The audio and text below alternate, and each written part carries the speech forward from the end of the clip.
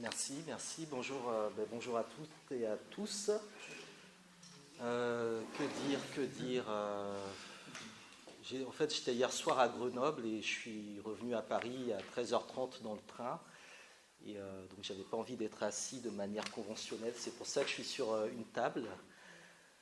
J'ai eu l'occasion de venir déjà à quelques reprises à Paris 8 pour d'autres événements et je suis très intéressé par ce qui se passe ici, même si je n'ai pas forcément le temps de tout suivre de près. Je crois qu'effectivement, il est très important que les milieux étudiants se mobilisent. Il est très important que l'on évoque des problématiques différentes ou alors sous un angle différent,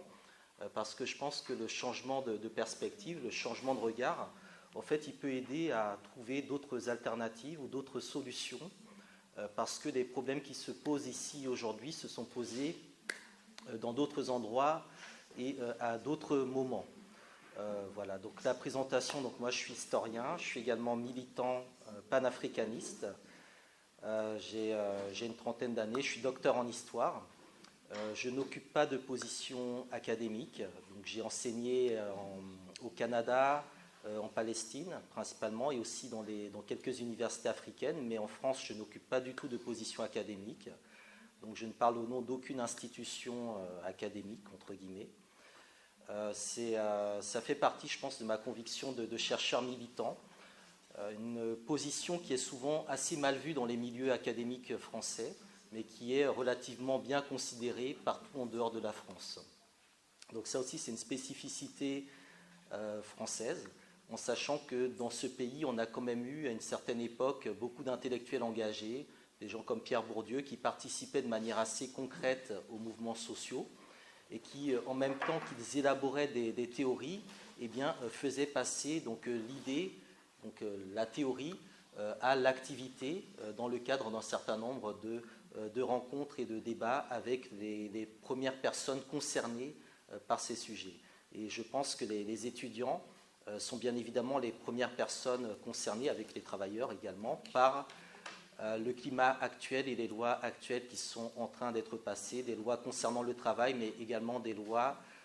libéralisant d'une certaine manière la capacité de la police à réprimer un certain nombre de mouvements et un certain type de population. Voilà, alors pour aujourd'hui, l'intervention que j'avais suggérée, que je pensais faire, concernait en fait le panafricanisme. Donc unité et ou synchronisation des diasporas noires face au racisme et au capitalisme. C'est un titre qui est relativement ambitieux et ma présentation sera beaucoup plus modeste, je pense. C'est un aperçu de quelques éléments qui sont dans l'un des derniers livres que j'ai publiés, que je n'ai malheureusement pas pu amener pour vous le montrer aujourd'hui, qui s'intitule Africa Unite, une histoire du panafricanisme. J'avais un dernier exemplaire, mais je l'ai oublié, enfin on me l'a piqué à Grenoble. Voilà, donc malheureusement je ne l'ai pas, mais bon, il est disponible en librairie. Et pour aborder en fait cette question, je voulais déjà commencer par une référence à un monsieur, un chercheur, militant, qui est totalement inconnu, qui s'appelle Charles Hamilton, et qui était le co-rédacteur d'un livre très important, un livre qui a établi ce qu'on appelle le racisme institutionnel, la définition du racisme institutionnel, et qui est le livre Black Power, qui a été écrit en 1967 avec Stokely Carmichael, qui est le grand militant, le grand représentant de ce mouvement de pensée, le Black Power, qui va ensuite être incarné par d'autres mouvements, comme le parti des Black Panthers. Et Charles Hamilton disait dans une interview qu'il est très important pour la réussite des mouvements qu'il s'appuie sur des personnes qui ont confiance en elles-mêmes.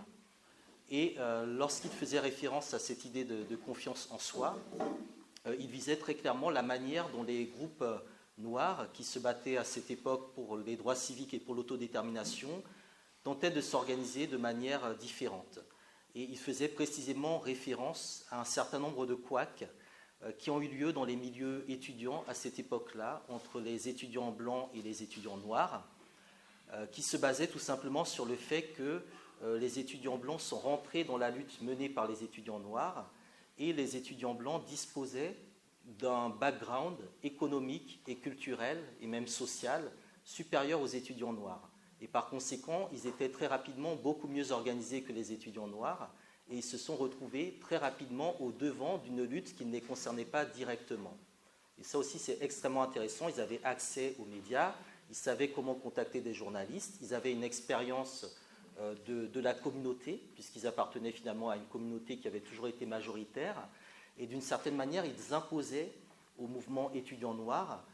une dynamique, une allure, une tournure qui ne correspondait pas aux réalités économiques, sociales et culturelles que voulaient exprimer ces étudiants noirs. Et donc cette réflexion de Charles Hamilton, ça a été tout le début d'un long débat dans les études africaines, dans les Black Studies, sur la manière justement de gérer cette question de mixité. Il y aura ensuite plusieurs approches, plusieurs tournures, des débats qui auront lieu dans les années 68-69 entre académiciens, entre institutions et militants, pour savoir dans quelle mesure il fallait repenser l'institution universitaire pour faire en sorte que les inégalités qui sont en dehors de l'université ne se répercutent pas dans la manière dont les cursus sont établis, dans la manière dont les historiographies également sont écrites. Et l'une des conséquences de ce débat sera la naissance donc, des études sur l'afrocentricité, c'est-à-dire qui seront vraiment consacrées au point de vue des Noirs sur les Noirs avec un paradigme totalement différent. Ça, c'est dans le milieu académique. Cette question, elle sera également posée dans d'autres endroits. Elle sera posée, par exemple, en Angleterre, à peu près à la même époque,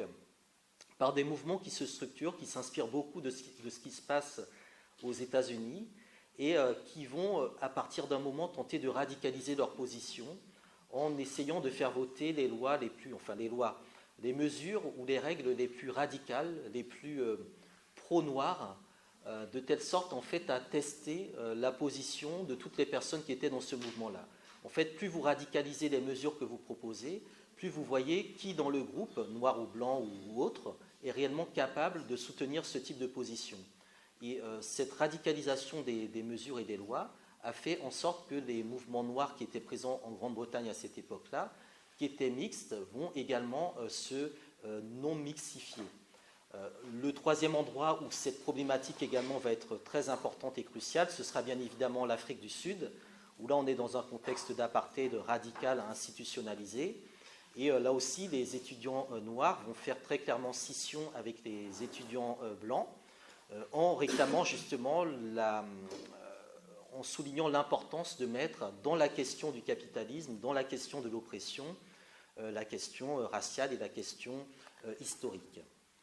Donc toutes ces problématiques de non-mixité, de réflexion sur la position par rapport à la race, sur qui on doit inclure, qui on doit exclure, ce sont des choses en fait qui ont déjà existé dans beaucoup d'endroits, dans beaucoup de sociétés, et qui peut-être apparaissent de manière un peu fortuite, peut-être parfois un peu maladroite en France, mais qui à mon sens sont extrêmement importantes et sont très intéressantes pour faire avancer le débat. Alors le deuxième point qui est évoqué donc, dans ma présentation, c'est le panafricanisme.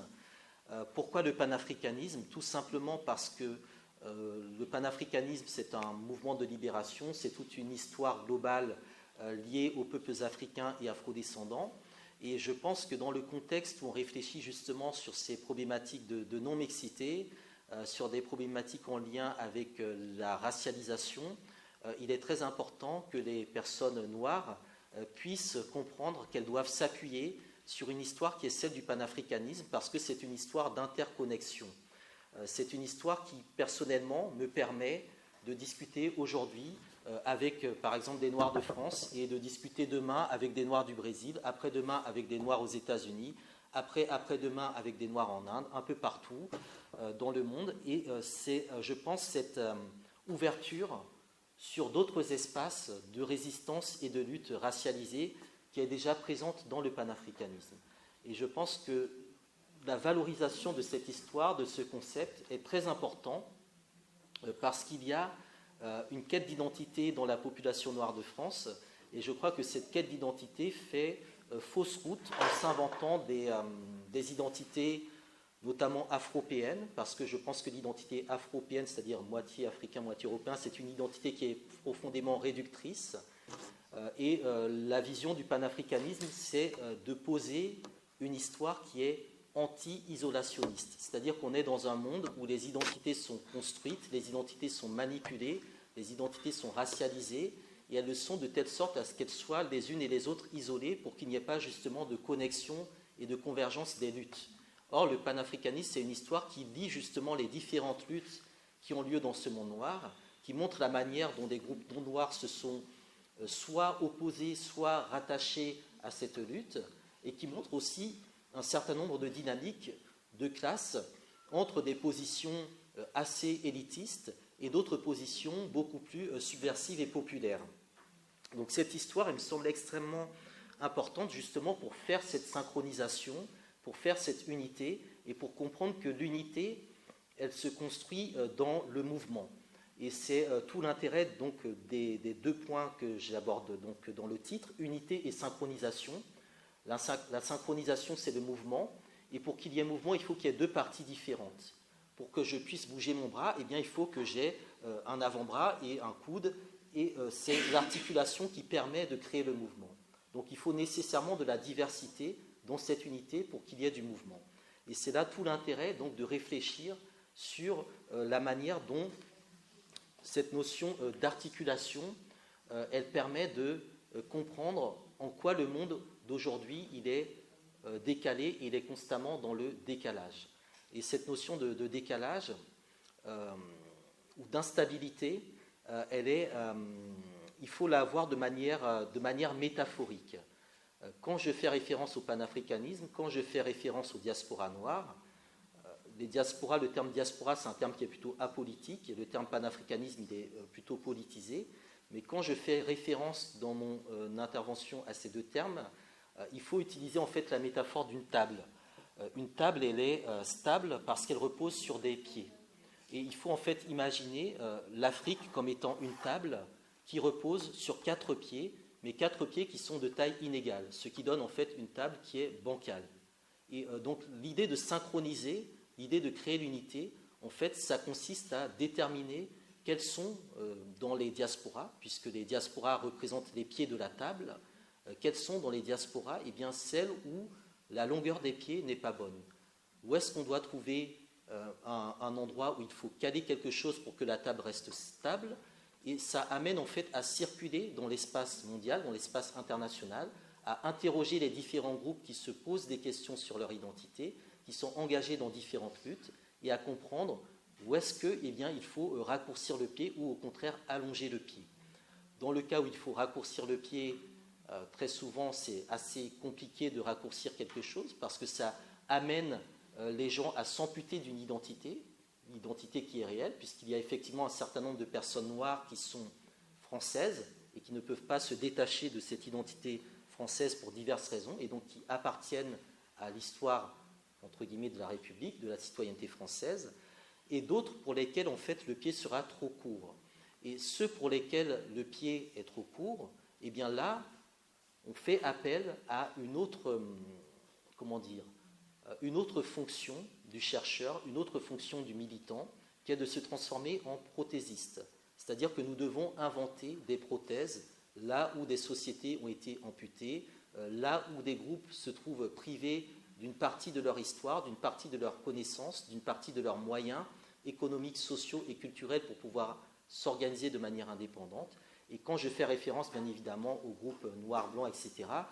la référence se fait également aux groupes de travailleurs. Donc tout est lié. Là, je n'utilise que le prisme racial, entre guillemets, parce que c'est celui qui est le plus en lien avec la problématique donc, de ces rencontres. Et c'est aussi celui qui me semble le plus urgent d'une certaine manière. Donc se transformer en prothésiste et comprendre qu'il est donc important de créer des idées, de créer du débat, et que c'est de ces idées, c'est de ce débat que sort justement le petit bout que l'on va pouvoir glisser sous le pied qui fait que la table est bancale, et pour pouvoir avoir finalement eh bien, une table bien solide sur laquelle eh bien, on peut s'asseoir en toute tranquillité sans crainte qu'elle ne s'effondre sous notre modeste poids. L'autre point qui me semble intéressant dans cette réflexion autour donc, des différents échanges, paroles non blanches, mixité, non-mixité, etc., c'est la notion de correspondance. Puisque lorsqu'on parle de décalage, il y a cette idée qu'en fait nous sommes tous sur la même ligne de métro, mais que nous ne sommes pas à la même station. Et dans cette idée de correspondance, il faut se mettre dans l'idée que nous sommes sur une ligne de métro, tous ensemble, sauf que nous ne sommes pas nécessairement dans la même rame, dans le même wagon, et que par conséquent se pose la question donc des correspondances. Et cette question des correspondances, là encore, je crois que c'est un défi sur lequel il faut travailler constamment en renforçant effectivement la capacité à comprendre la manière dont les médias empêchent justement les différents groupes de converger et de converser les uns avec les autres. Alors là, je fais faire référence à une figure, donc il y a quelques figures auxquelles je voudrais faire référence donc, dans mon intervention. La première ici, c'est James Boggs, donc James comme James et Boggs, B-O-G-G-S, qui est un militant noir américain des années 40, 50, 60, 70, 80, qui est à la fois de tradition marxiste et de tradition afro-américaine, et qui a organisé un certain nombre de mouvements sociaux aux États-Unis, et qui a été marié à l'une des plus grandes militantes qui est décédée il y a quelques temps, qui est décédée il y a 2 ans, qui s'appelait Grace Lee Boggs, qui était une militante chinoise, mais considérée comme une militante afro-américaine. Grace Lee Boggs, qui est décédée donc il y a 2 ans à l'âge de 100 ans à Détroit, et qui était considérée vraiment comme la grand-mère du militantisme sur ces problématiques de race, de classe et de genre. Alors James Boggs, en fait, il s'interrogeait en fait sur une réalité au début des années 90, peu avant de mourir, au moment où justement on était entré dans cette ère de la mondialisation, et il se demandait déjà à cette époque comment se faisait-il que nous soyons donc d'une part à l'heure des médias de masse, et que tout en étant à l'heure des médias de masse, nous soyons encore autant ignorants sur la manière dont les décisions concernant nos vies quotidiennes sont prises. Et Boggs, en fait, il explique que nous avons trop souvent pris l'habitude de formuler un langage qui est logique, alors que le monde, objectivement, n'a pas un comportement logique. Donc là aussi, c'est des références, je pense, que l'on peut retrouver dans des penseurs comme Michel Foucault, par exemple. Et James Boggs explique que nous confondons en réalité le langage avec la réalité.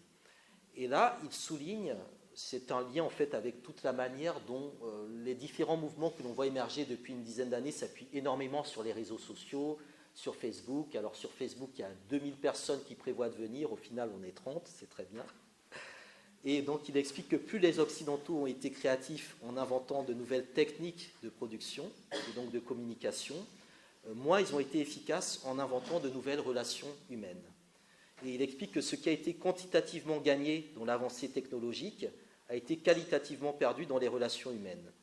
La convergence des technologies de l'information, de la biotechnologie, des nanotechnologies et des technologies cognitives a déclenché une révolution des idées sur la vie, mais les idées sur les relations sociales sont restées au niveau de la conception de la vie du XIXe siècle, avec des idées d'exclusion mutuelle qui refusent la multiplicité et le pluralisme, ainsi que le pluralisme interconnecté.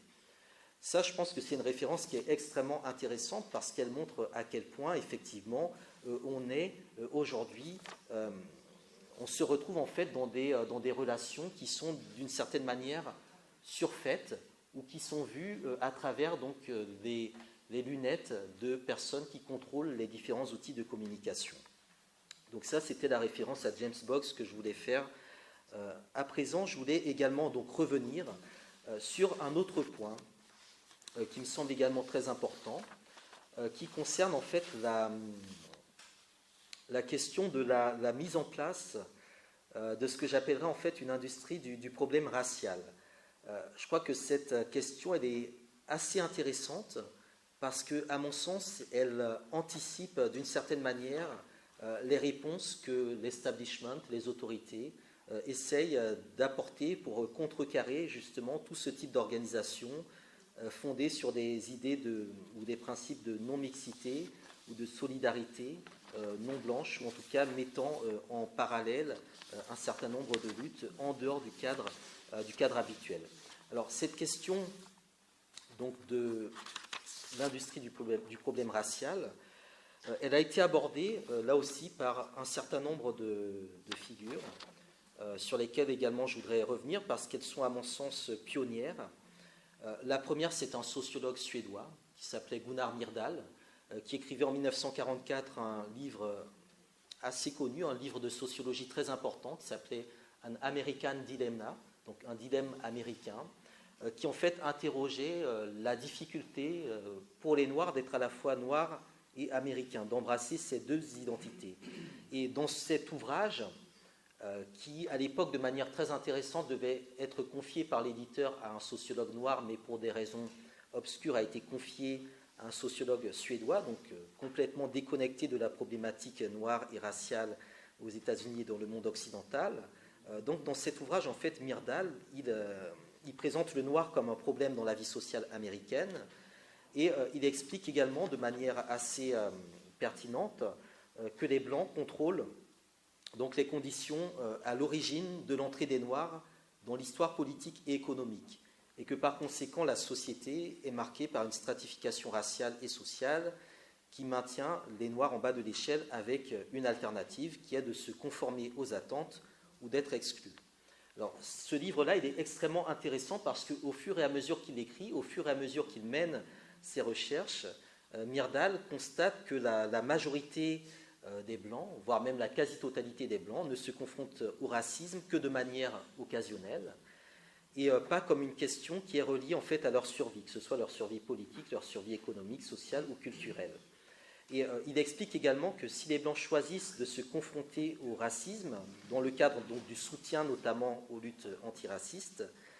la plupart restent en mesure d'échapper à un engagement fondamental avec les Noirs ou avec les problèmes qui concernent les Noirs. Et donc le résultat, c'est une attitude d'indifférence au pire et au mieux une disposition favorable envers les Noirs aussi longtemps que ces derniers restent dans les limites traditionnelles du système de relations et de dominance subordonnée traditionnelle. Donc il prend le cas des diasporas noires aux États-Unis et il constate aussi que les véritables revendications et les conditions de vie en fait des diasporas noires, des minorités noires, sont souvent rendues invisibles, en particulier, là aussi c'est très intéressant, il le souligne bien, lorsqu'en fait la portion aisée de la communauté noire est celle qui a accès à l'espace public. C'est-à-dire qu'il y a effectivement des Noirs qui sont présents dans l'espace public, auxquels on donne la parole, sauf qu'il se trouve que ces Noirs qui ont accès à l'espace public représentent une classe sociale qui n'est pas celle de la majorité des Noirs qui n'ont pas accès à cet espace public. Et par conséquent, ils donnent un point de vue, ils donnent un aperçu qui n'est pas celui du groupe social constitué de Noirs. Étant donné que ce groupe social, que l'on identifie souvent par la couleur, s'identifie davantage par la pauvreté et par sa situation de prolétarianisation. Donc ça aussi, c'est un point qui est extrêmement intéressant dans la manière dont on étudie donc, ces différents groupes sociaux, dont on croise la race et la classe, dans les postures et dans les possibilités donc, d'émancipation. Donc il y a le passage par la connaissance historique et culturelle, et là je fais référence à un autre intellectuel noir américain également, donc Carter Woodson, qui lui est considéré comme le père de l'histoire afro-américaine. Carter Woodson, c'est celui qui est l'inventeur de la semaine de l'histoire noire qui va ensuite donner le mois de l'histoire noire, donc le fameux Black History Month dont vous avez peut-être entendu parler, qui a lieu de manière traditionnelle au mois de février et qu'une camarade, donc Maboula Soumaoro, tente de développer au niveau de la France avec pas mal de difficultés. Et Carter Woodson, lui, donc au contraire de Myrdal qui prenait le point de vue du blanc, donc va prendre de l'intérieur la position des Noirs, des minorités, en soulignant que la tendance des Noirs pour l'assimilation et l'accommodement, donc ce à quoi faisait référence Myrdal quand il disait que l'alternative, en fait, c'est de se conformer aux attentes et aux idées du groupe dominant. Donc la tendance du Noir pour l'assimilation et l'accommodement se trouve dans son éducation imparfaite, qui l'incite à aller vers la ligne de la moindre résistance plutôt que d'aller contre les obstacles et de changer le cours de l'histoire. C'est une lecture qui explique aussi pourquoi, effectivement, dans un certain nombre de mouvements sociaux, en défense pour des lois travail ou des choses comme ça, eh bien, il y a effectivement très peu de Noirs. Parce que, du point de vue de l'éducation politique qu'a reçue la communauté noire, on n'a pas été suffisamment formé pour être dans des lignes de résistance suffisamment solides pour rejoindre justement d'autres groupes militants qui s'étonnent du fait qu'il n'y ait pas de Noirs qui viennent les rejoindre, alors que les Noirs sont précisément les premiers concernés. Woodson continue en disant que les Noirs ne se sont jamais intégrés, sauf dans les programmes d'acculturation, d'assimilation, de mélange, dans le cadre de la culture de la population dominante, donc dans des processus qui impliquent une partielle destruction ou une destruction complète de leur propre culture, plus que de celle qui absorbe leur culture. Donc ce genre d'intégration assume un sacrifice des valeurs de la part de la personne d'origine africaine et ne place pas les deux cultures, donc la culture africaine et la culture dans laquelle on va s'intégrer, sur un plan d'égalité ou d'intégrité égale en termes d'intégration. Et Woodson, donc en gros, il explique que si l'appareil hégémonique culturel fonctionne de manière efficace pour socialiser les personnes à avoir une certaine perception d'eux-mêmes, donc si cet appareil donc hégémonique est bien rodé, eh bien, il se trouve que le contrôle politique sur les personnes qui seront intégrées dans cet appareil ne sera même plus nécessaire. Donc, à partir du moment où l'appareil d'intégration des Noirs nie leur culture et leur spécificité, il n'y a même plus besoin d'avoir un contrôle politique sur les Noirs, puisqu'on sait qu'ils ne rejoindront aucune lutte de résistance qui soit en mesure d'aller à l'encontre du système politique qui a fondé donc cette intégration, cet appareil hégémonique culturel. Les personnes auront culturellement intégré leur position politique dans l'échelle du pouvoir, c'est-à-dire la position la plus basse. Donc beaucoup de choses passent effectivement par la revalorisation culturelle, par la connaissance de son histoire et par la connaissance de sa culture que l'on peut partager avec bien évidemment tout le monde. Pour un autre sociologue important, intéressant, également totalement inconnu, Franklin Frazier, lui qui a travaillé plus sur la bourgeoisie noire, sur le rôle de l'Église noire, sur le rôle de l'éducation, lui il explique très clairement que la bourgeoisie noire se caractérise par sa dépendance envers les Blancs qui ont établi les critères auxquels elle doit se confronter. La tradition accommodationniste apparaît en raison de personnes qui ont donc choisi d'aller dans le sens du compromis général pour des intérêts particuliers et qui estiment que les objectifs s'atteignent par la coopération et la coalition avec ceux qui ont les instruments de la politique. Donc ça aussi, ce sont des positions que l'on retrouve dans un certain nombre de personnalités noires qui participent aux différents gouvernements et qui le font dans un sens particulièrement intéressé. Et cette tradition accommodationniste, cette tradition de compromission, elle est extrêmement problématique parce qu'elle sape d'une certaine manière la crédibilité de l'organisation